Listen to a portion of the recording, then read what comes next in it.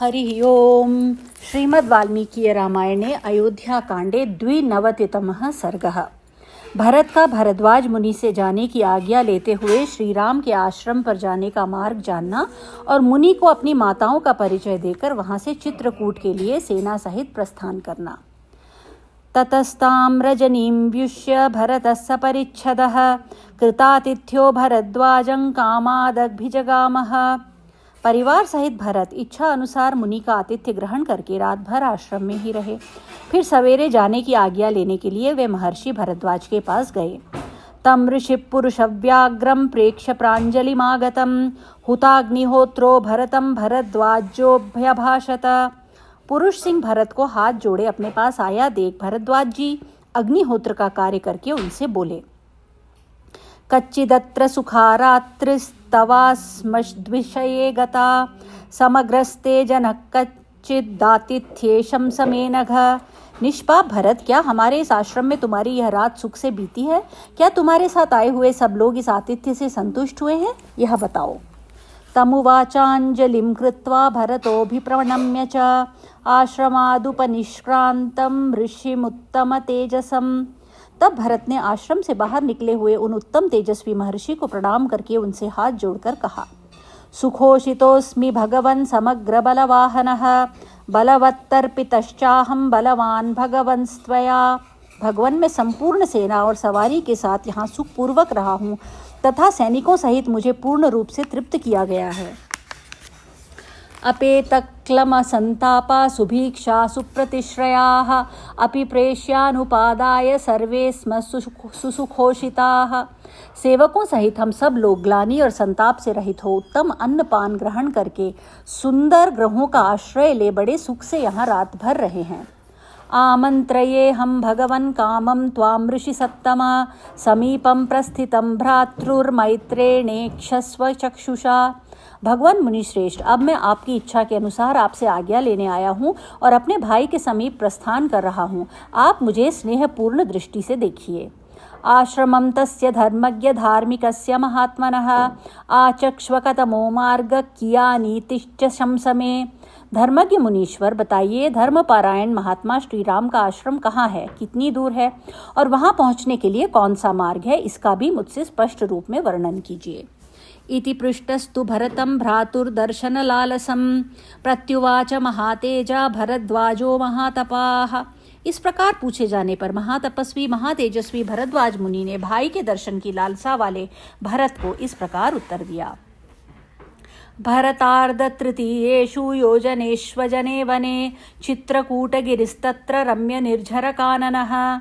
भरत, यहाँ से 2.5 योजन 10 कोस सर्ग 54 में के श्लोक 28 में मूल ग्रंथ में 10 कोस की दूरी लिखी है और यहाँ 2.5 योजन। दोनों स्थलों में 10 कोस का ही संकेत है। रामायण शिरोमणि नामक वाक्याख्या में दोनों जगह कपि जलाधिकरण्याय से अथवा एक शेष के द्वारा यह दूरी तिगुनी करके दिखाई गई है। प्रयाग से चित्रकूट की दूरी लगभग 28 कोस की मानी जाती है। रामायण शिरोमणिकार की मान्यता के अनुसार 30 कोस की दूरी में और इस दूरी में अधिक अंतर नहीं है। मील का माप पुराने क्रोश मान की अपेक्षा छोटा है, इसलिए 80 मील की यह दूरी मानी जाती है। भरत यहाँ से 2.5 योजन 10 कोस की दूरी पर एक निर्जन वन में चित्रकूट नामक पर्वत है, जहाँ के झरने और वन बड़े ही रमणीय हैं। प्रयाग से चित्रकूट की आधुनिक दूरी लगभग 28 कोस है। उत्तरं पार्श्वमासाद्य तस्य मंदाकिनी नदी पुष्पितद्रुमसञ्छन्ना रम्य पुष्पितकानना अनन्तरं तत्सरितश्चित्रकूटं च पर्वतं तयोपर्णकुटीं तात तत्र तौ वसतो ध्रुवम्। उसके उत्तरी किनारे से मंदाकिनी नदी बहती है, जो फूलों से लदे सघन वृक्षों से आच्छादित रहती है। उसके आसपास का वन बड़ा ही रमणीय और नाना प्रकार के पुष्पों से सुशोभित है। उस नदी के उस पार चित्रकूट पर्वत है तात। वहां पहुंचकर तुम नदी और पर्वत के बीच में श्री राम की पर्णकुटी देखोगे। वे दोनों भाई श्री राम और लक्ष्मण निश्चय ही उसी में वास करते हैं। दक्षिणेन च मार्गेण सव्य दक्षिणमेव च गजवाजि समाकीर्णां वाहिनीं वाहिनीपते वाहयस्व महाभाग ततो द्रक्ष्यसि राघवम्। सेनापति, तुम यहाँ से हाथी घोड़ों से भरी हुई अपनी सेना लेकर पहले यमुना के दक्षिणी किनारे से जो मार्ग गया है उससे जाओ। आगे जाकर 2 रास्ते मिलेंगे, उनमें से जो रास्ता बाएं दाबकर दक्षिण दिशा की ओर गया है उसी से सेना को ले जाना। महाभाग, उस मार्ग से चलकर तुम शीघ्र ही श्री रामचंद्र जी का दर्शन पा जाओगे। प्रयाणमिति च श्रुत्वा राजराजस्य योषितः हित्वा यानानि यानार्हा ब्राह्मणं पर्यवारयन्। अब यहाँ से प्रस्थान करना है। यह सुनकर महाराज दशरथ की स्त्रियां, जो सवारी पर ही रहने योग्य थीं, सवारियों को छोड़कर ब्रह्म ऋषि भरद्वाज को प्रणाम करने के लिए उन्हें चारों ओर से घेर कर खड़ी हो गईं। वेपमाना कृशादीना सह देव्या सुमित्रया कौसल्या तत्र जग्राह कराभ्याम चरणौ मुनेः। उपवास के कारण अत्यंत दुर्बल एवं दीन हुई देवी कौसल्या ने, जो कांप रही थीं, सुमित्रा देवी के साथ अपने दोनों हाथों से भरद्वाज मुनि के पैर पकड़ लिए। असमृद्धेन कामेन सर्वलोकस्य गर्हिता कैकेयी तत्र जग्राह चरणौ सव्यपत्रपा तं प्रदक्षिणमागम्य भगवन्तं महामुनिम् अदूरात् भरतस्यैव तस्थौ दीनमनास्तदा। तत्पश्चात जो अपनी असफल कामना के कारण सब लोगों के लिए निंदित हो गई थी, उस कैकेयी ने लज्जित होकर वहां मुनि के चरणों का स्पर्श किया और उन महामुनि भगवान भरद्वाज की परिक्रमा करके वह दीन चित्त हो उस समय भरत ही के पास आकर खड़ी हो गई। तत्र पप्रच्छ भरतं भरद्वाजो महामुनिः विशेषं ज्ञातुमिच्छामि मातॄणां तव राघव।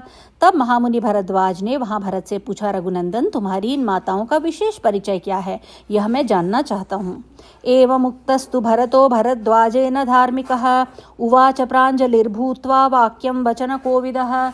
भरत के इस प्रकार पूछने पर बोलने की कला में कुशल धर्मात्मा भरत ने हाथ जोड़कर कहा, यामिमान् भगवं दीनां शोकानशनकर्षितां पितुर्हि महिषीं देवीं देवतामिव पश्यसि एषां तं पुरुषव्याघ्रं सिंहविक्रान्तगामिनं कौसल्यासु शुवे रामं धातारमदितिर्यथा। भगवान, आप जिन्हें शोक और उपवास के कारण अत्यंत दुर्बल एवं दुखी से देख रहे हैं, जो देवी सी दृष्टिगोचर हो रही हैं, ये मेरे पिता की सबसे बड़ी महारानी कौसल्या हैं।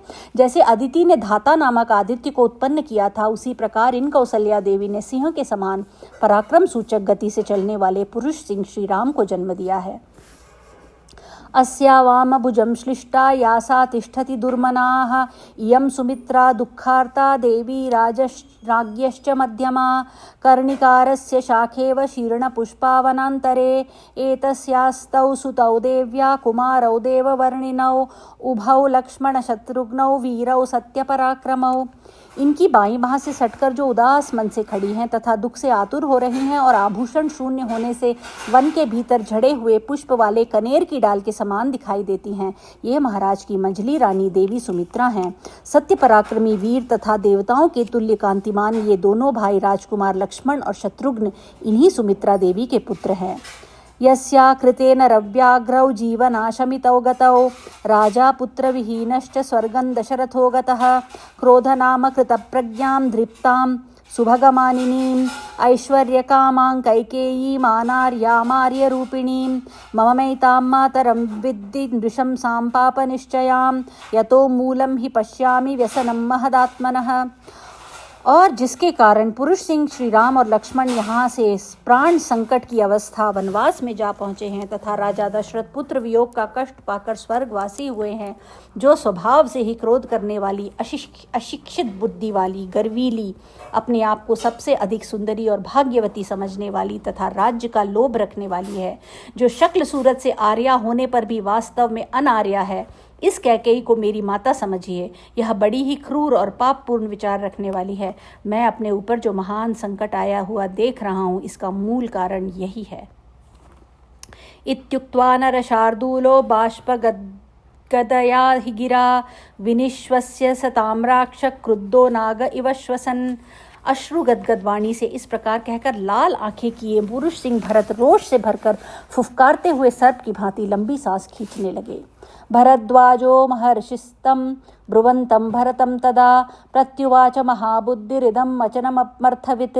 उस समय ऐसी बातें कहते हुए भरत से श्री राम अवतार के प्रयोजन को जानने वाले महाबुद्धिमान महर्षि भरद्वाज ने उनसे यह बात कही। न दोषेणावगन्तव्या कैकेयी भरतत्वया राम प्रव्राजनं ह्येतत् सुखोदर्कं भविष्यति। भरत, तुम कैकेयी के प्रति दोष दृष्टि ना करो। श्री राम का यह वनवास भविष्य में बड़ा ही सुखद होगा। देवानां दानवानां च ऋषीणां भावितात्मनां हितमेव भविष्यद्दि राम प्रव्राजनादिह। श्री राम के वन में जाने से देवताओं, दानवों तथा परमात्मा का चिंतन करने वाले महर्षियों का इस जगत में हित ही होने वाला है। अभिवाद्य तु संसिद्ध कृत्वा चैनं प्रदक्षिणम् आमंत्र्य भरत सैन्यं युज्यतामिति चाब्रवीत। श्री राम का पता जानकर और मुनि का आशीर्वाद पाकर कृतकृत्य हुए भरत ने मुनि को मस्तक झुका उनकी प्रदक्षिणा करके जाने की आज्ञा ले सेना को कूच करने के तैयार होने का आदेश दिया।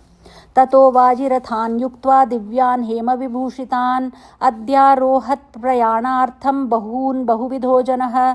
तदनंतर अनेक प्रकार की वेशभूषा वाले लोग बहुत से दिव्य घोड़ों और दिव्य रथों को जो सुवर्ण से विभूषित थे जोतकर यात्रा के लिए उन पर सवार हुए। गजकन्या गजाश्चैव हेम कक्षा पताकिनः जीमूता इव घर्मान्ते सघोषा संप्रत स्थिरे। बहुत सी हथिनियां और हाथी जो सुनहरे रस्सों से कसे गए थे और जिनके ऊपर पताकाएं फहरा रही थी, वर्षा काल के गरजते हुए मेघों के समान घंटा नाद करते हुए वहां से प्रस्थित हुए। विविधान्यपि यानानि महान्ति च लघुनि च प्रययुः सुमहार्हाणि पादैरपि पदातयः। नाना प्रकार के छोटे बड़े बहुमूल्य वाहनों पर सवार हो उनके अधिकारी चले और पैदल सैनिक अपने पैरों से ही यात्रा करने लगे। अथ यान प्रवेकैस्तु कौसल्या प्रमुखा श्रियः रामदर्शनकांक्षिण्य प्रययुर्मुदितास्तदा।